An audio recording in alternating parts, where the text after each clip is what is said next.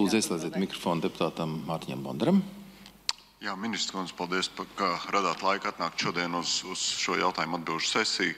Man ir ļoti vienkārši jautājums. Mājokļu galvojuma programma ir tāda programma, ko mēs kā Saeima esam faktiski pieņēmuši, lai veicinātu galvojumu izsniegšanu tām Latvijas jaunajām ģimenēm, kurām ir nepieciešams mājoklis. Vai jūs uzskatāt, ka šādu galvojumu drīkstētu saņemt cilvēki, kur nav Latvijas pilsoņi vai nepilsoņi? Paldies. Jums 2 minūtes atbildēm. Programma ir izstrādāta, un ekonomikas ministrija pamatā ir izstrādājusi programmu, lai sniegtu atbalstu ģimenēm ar bērniem, tām ģimenēm, kas dzīvo Latvijā, kam ir šeit uzturēšanās atļauja un kam ir arī dzīvesvietas deklarācija. Tie ir 2 priekšnosacījumi, kam ir jāizpildās, lai varētu šos atbalstus saņemt. Un, kopumā šķiet, ka programma savu mērķi ir sasniegusi, un blakus tam mērķim, kas ir atbalsts ģimenēm ar bērniem, tām ģimenēm ar bērniem, kas dzīvo Latvijā, arī vēl vienu blakus efektu nodrošinājusi, kas man kā finanšu ministrē ir svarīgi, ir aktivizējusi Latvijas kreditēšanas tirgu, banku sektors ir kļūs aktīvāks beidzot. Varam redzēt, ka pagājušajā gadā dati kreditēšanai ir uzlabojušies, gan mājsaimniecību, gan arī uzņēmē darbības. Un es domāju, ka viens no priekšnosacījumiem ir arī tas, ka mums šī programma šobrīd ir. Paldies. Lūdzu, ieslēdziet vēlreiz mikrofonu deputātam Bondaram.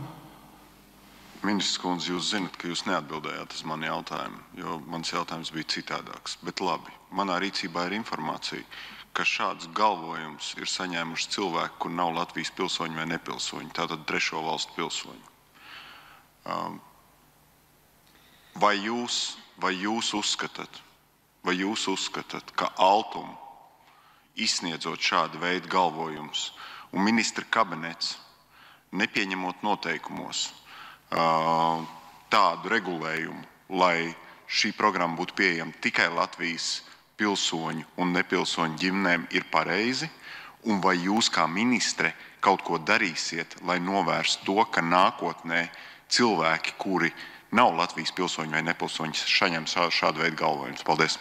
Paldies, ministrs kundze, jums 2 minūtes. Īsta atbilde no manas puses. Manā rīcībā savukārt nav tādas informācijas, ka šie galvojumi būtu izsniegti Latvijas nepilsoņiem, kam nav deklarēta dzīves vieta Latvijā. Ja ir tāda informācija, es domāju, ka būtu svarīgi jums arī iepazīstināt ne tikai finanšu ministriju, bet pamatā arī ekonomikas ministriju, jo ekonomikas ministrija izstrādā šīs programmas nosacījumus un kritērijus. Un es domāju, ka, ja ir kādi defekti, tad arī ekonomikas ministrija labprāt tos uzklausīs, un mēs valdībā varam pieņemt lēmumu par programmas nosacījumu maiņām.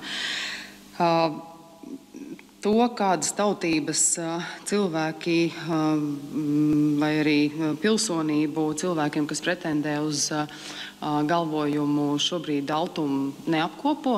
Ja, tas nav kritērijs programmā, līdz ar to nav arī objektīvas informācijas šobrīd vismaz no Altuma puses, kas varētu dot tādu kopainu. Ja? Bet, ja ir kādi atsevišķi gadījumi, kas jums ir zinām, mēs tiešām priecātos par tiem dzirdēt. Ja? Jo ir arī otra lieta, par kuru ir bijusi diskusija, tiekoties ar ārvalstīs dzīvojušiem latviešiem.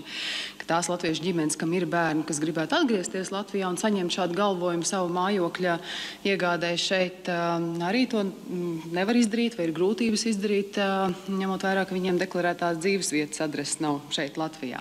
Tā kā, šis ir vēl viens jautājums, kur noteikti ir vērts pacelt un diskutēt, vai ir nepieciešams kādas programmas izmaiņas. Bet atbildīgā par programmas nosacījumiem ir ekonomikas ministrija. Es, protams, no savas puses ar savu atbalstu un viedokli varu palīdzēt, bet svarīgi ir arī precīzi saprast, kur ir problēma, vai tiešām tā ir. Ja? Jo objektīvas informācijas Altuma rīcībā, vismaz arī nākot uz Saeimu, mēģināju saprast, viņi nevarēja sniegt kādas būtiskas, sistemātiskas vai sistēmiskas problēmas. Paldies deputātiem par jautājumiem, paldies ministrē par atbildēm. Līdz ar to šodienas darba kārtība ir izskatīta un jautājumu atbildežu sniegšanas sēdi pasludinu par slēgtu. Paldies!